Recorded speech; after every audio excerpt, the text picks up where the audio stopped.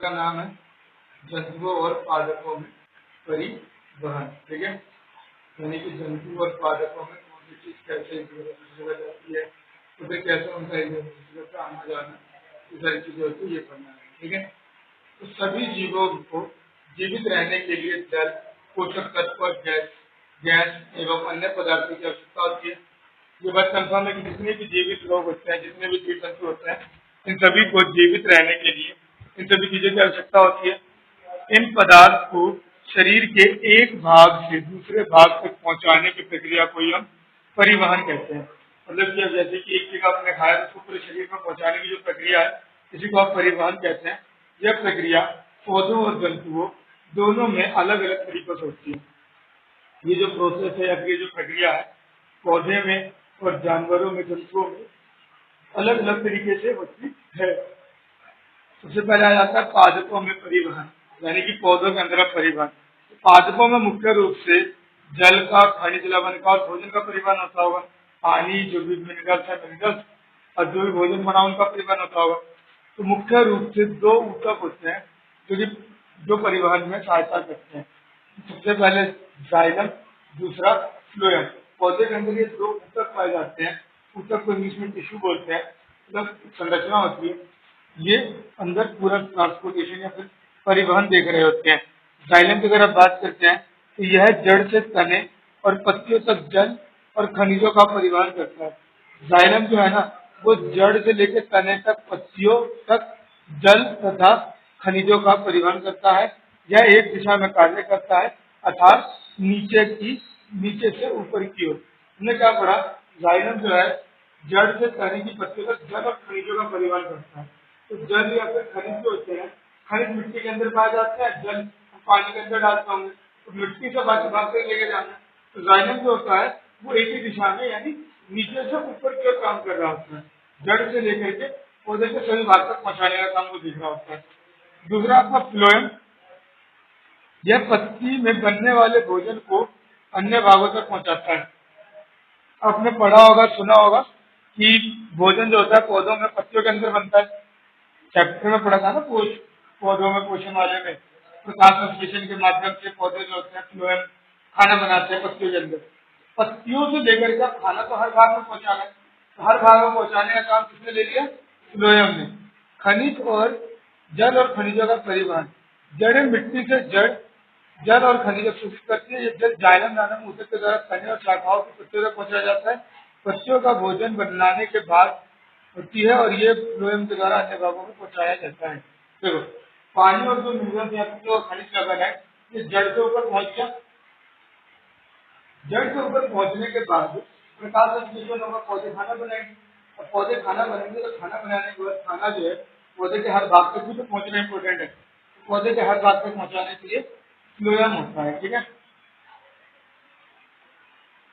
फिर आया वाष्पोत्सर्जन। पत्तियों की सतह पर सूक्ष्म छेद होते हैं। पत्तियों के ऊपर आपने देखे होंगे कभी छोटे छोटे छेद होते हैं, जिन्हें हम रंध्र कहते हैं। इन रंध्रों द्वारा पत्तियों से जल वाष्प के रूप में बाहर निकलता है, जिसे वाष्पोत्सर्जन भी कहते हैं। पत्तियों के अंदर छोटे छोटे छेद होते हैं, इन छेदों में से पानी बाहर निकलता है और ये पानी भाप बन के उठता रहता है, और इस प्रक्रिया को हम वाष्पोत्सर्जन भी कहते हैं।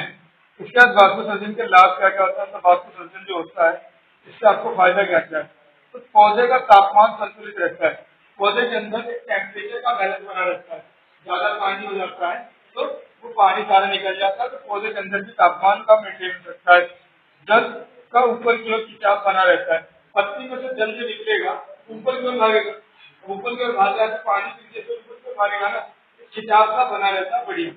तीसरा, खनिजों का वितरण सुचारू होता है। खनिजों का मतलब दूसरे का हो गया बंटवारा। नीचे जो मिनरल या खनिज उसमें अब्जॉर्ब करके तरीके से सभी भागों में बढ़ जाता है। ठीक है, जंतुओं में परिवहन। अब जंतुओं के बारे में पढ़ेंगे, पौधों के बारे में आपने पढ़ लिया। पौधे जमीन से लेकर और जोखिम के अंदर से वेस्ट पड़ता है तो वाष्पोत्सर्जन के माध्यम से पौधे में से बाहर आ रही थी। अब जंतुओं में किस प्रकार होता है, जंतुओं के अंदर अगर आप बात करते हैं तो मनुष्य और जंतुओं में परिवहन प्रणाली तीन मुख्य अंग होते हैं, रक्त, हृदय और रक्त वाहिकाएं। मनुष्य या जंतु के अंदर अगर आपको परिवहन देखना है तो इसके लिए आपके पास तीन मेन मेन अंग है, 3 मुख्य अंग है। एक होता है आपका रक्त, दूसरा होता है आपका हृदय और तीसरा होता है आपका रक्त वाहिकाएं। सबसे पहले रक्त की अगर आप बात करते हैं तो रक्त जो है शरीर में तरल ऊतक होता है जो ऑक्सीजन, पोषक तत्व और अपशिष्ट पदार्थों का परिवहन करता है। रक्त शरीर के अंदर होता है, हमारे पास होता है और जितने भी हमारे शरीर में पोषक तत्व वगैरह होते हैं इनका परिवहन करने में या फिर अपशिष्ट पदार्थों का परिवहन करता है, यानी जो बेकार होता है उसका परिवहन करता है। कैसे करता है? आपने सांस लिया, ऑक्सीजन अंदर गया था ना फेफड़ों के अंदर, छठे चैप्टर में आपने पढ़ा होगा क्वेश्चन वाले में। तब ऑक्सीजन को खून के साथ पूरे शरीर के अंगों तक पहुंचाना, फिर अंदर से जो कार्बन डाइऑक्साइड वाली थी उनको बाहर लाना, फिर कार्बन डाइऑक्साइड को फेफड़े से बाहर निकालने में कौन मदद कर रहा है?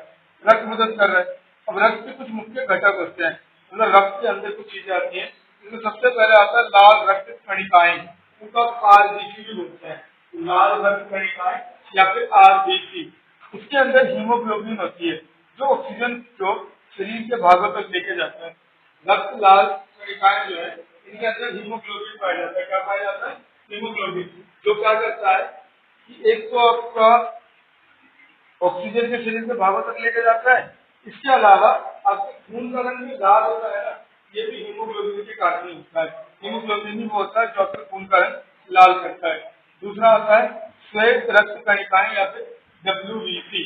अब ये शरीर के रोगों से लड़ने में सहायता करता है। ये शरीर को रोगों से लड़ने में सहायता करता है। मतलब अगर आपको कोई बीमारी हो जाती है, आपके अंदर जो एक सोल्जर के रूप में, सैनिक के रूप में खड़ा है, उसी को आप WBC कहते हैं। ये बीमारियों से लड़ने में आपकी सहायता करता है। क्या नहीं जो आपको ऐसा दिखता है कि बीमारी के चांसेस है, बीमारी हुई है, उसे लड़ने का जो भी काम होता है ये आपका WBC या फिर श्वेत रक्त कणिकाएं ही करती है। फिर आया प्लेटलेट, चोट लगने पर रक्त का थक्का जमाती है।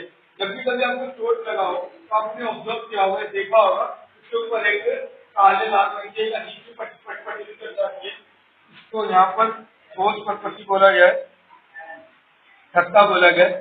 थक्का जब जाती है ये जमाने का काम कौन करता है? जब तक किसी वजह से इसका एक ही आंसर होगा आपका हमेशा प्लेटलेट। पेपर में भी क्वेश्चन आता है, पेपर का आया हुआ है, अगर इम्पोर्टेंट है कि जो आपको चोट वगैरह लगने पे जो लाल रंग की चढ़ जाती है उसको आपको किसकी जरूरत है, कैसे होती है? ये प्लेटलेट की वजह से होता है। अगला आता है प्लाज्मा, यह रक्त का तरल भाग होता है जिसके अंदर अन्य घटक तैरते रहते हैं।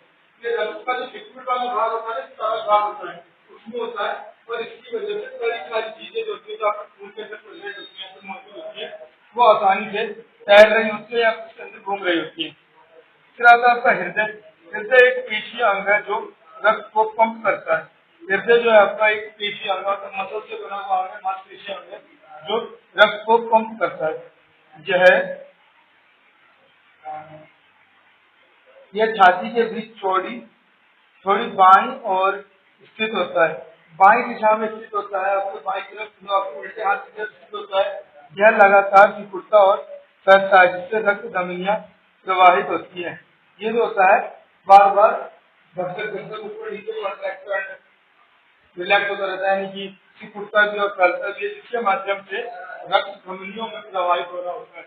आपके शरीर में जो धमनियां हैं, रक्त की धमनियों को जो नसें हैं आपकी, ब्लड वेसल्स जिसे बोलते हैं, इसके अंदर खून बहने का काम यही करवा रहा होता है, तो इसकी सहायता से हो रहा होता है।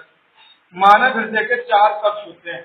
मानव का जो हृदय होता है ना, इसके अंदर टोटल 4 भाग होते हैं। आपसे पूछेगा MCQ में मानव हृदय के अंदर कितने भाग होते हैं, या फिर इंग्लिश में कितने चैम्बर होते हैं, तो इसके अंदर टोटल 4 भाग होते हैं। दायां आलिंग, दायां निलय, बायां आलिंग और बायां निलय। दो तरफ निलय, 2 निलय होते हैं, 2 आलिंग होते हैं। दाईं ओर का दायां आलिंग और बाईं ओर का बायां आलिंग, दाईं ओर का दायां निलय और बाईं ओर का बायां निलय। ठीक है। फिर आता है हृदय के कार्य। हृदय किस प्रकार से आपके शरीर के अंदर कार्य करती है या फिर किस प्रकार काम करती रहती है? यह अशुद्ध रक्त को फेफड़े पर भेजता है और शुद्ध रक्त को शरीर के अन्य भागों तक, मतलब कि जो अच्छी हवा, अच्छी अच्छी होती है वो फेफड़े से ऑक्सीजन मिलने के बाद शरीर के सभी भाग तक पहुंचाने का काम कर देता है, और ये जो हमारा क्या कहते हैं खराब वाला, उसको दोबारा फेफड़े तक पहुंचा देता है, जिसके माध्यम से फेफड़ों से यह बाहर निकल जाता है। ठीक है। फिर आता है रक्त वाहिकाएं। रक्त वाहिकाएं किसे कहते हैं? 3 प्रकार की रक्त वाहिकाएं होती हैं हमारे शरीर के अंदर। आमतौर पे 3 प्रकार की रक्त वाहिकाएं होती हैं। सबसे पहला है धमनी, दूसरा शिराएं और तीसरी कोशिकाएं। तो धमनी के बारे में अगर आप पढ़ते हैं पहले, तो धमनी ये हृदय के शरीर के भागों की ओर रक्त लेके जाता है। शरीर के भागों की ओर हृदय से लेकर और शरीर के भागों में लेके जाने का काम कौन करेगा? धमनियां। फिर आया शिराएं, ये शरीर के हृदय की ओर रक्त वापस लाता है, क्योंकि शरीर के अंदर खून पहुंच गया और जो गंदा खून होता है वो दोबारा हृदय तक पहुंचाने का काम शिराएं करती है और बाद में हृदय इसको फेफड़ों तक पहुंचा देता है, और जिससे कि जो उसके अंदर वो बाकी के कार्बन डाइऑक्साइड वगैरह वो निकल जाता है और फिर शुरुआत हो जाता है। यह बहुत पतली रक्त वाहिकाएं होती हैं जहाँ गैसों और पोषक तत्वों का आदान प्रदान होता है। कोशिकाएं ये काफी पतली वाहिकाएं होती हैं, इनके अंदर गैसों का और पोषक तत्वों का आदान प्रदान होता है। मतलब गैस भी इधर से उधर जा रही होती है और पोषक तत्व भी इधर से उधर जा रही होती है। फिर आता है पल्स या फिर नाड़ी। अपने आपने देखा होगा ना, हाथ पकड़ के नाड़ी देखते हैं।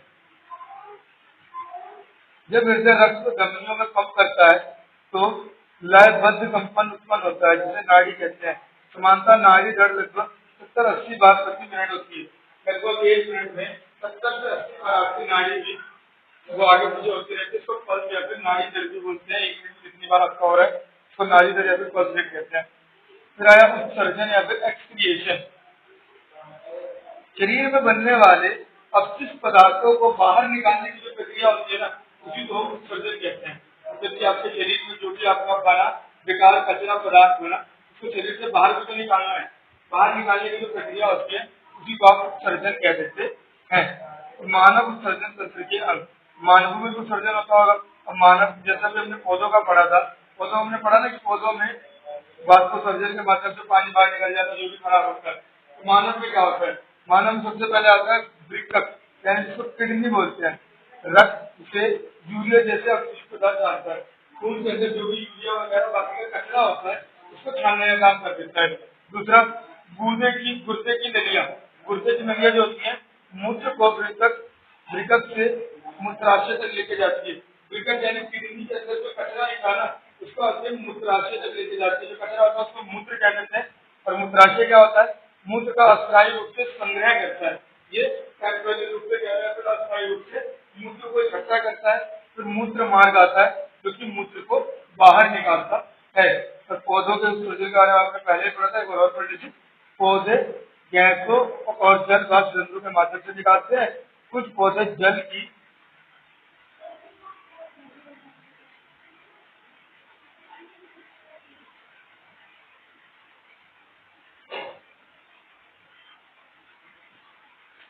पौधे गैसें और जल वाष्प को रंध्रों के माध्यम से बाहर निकालता है।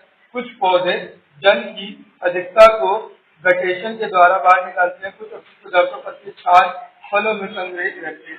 और कुछ पौधे ऐसे भी होते हैं जो कुछ फलों में या पेड़ की छाल वगैरह में बैठे होते हैं, वहां से निकल जाता है। वैसे मेन जो इसके अंदर देखते हैं वो हम वाष्पीकरण को समझते हैं। वाष्पीकरण के माध्यम से पौधों का वो बाहर निकल जाता है वाष्पोत्सर्जन के माध्यम से। ये था आपका एक चैप्टर, रिवाइज कर लीजिए, मिलते हैं क्वेश्चन आंसर में।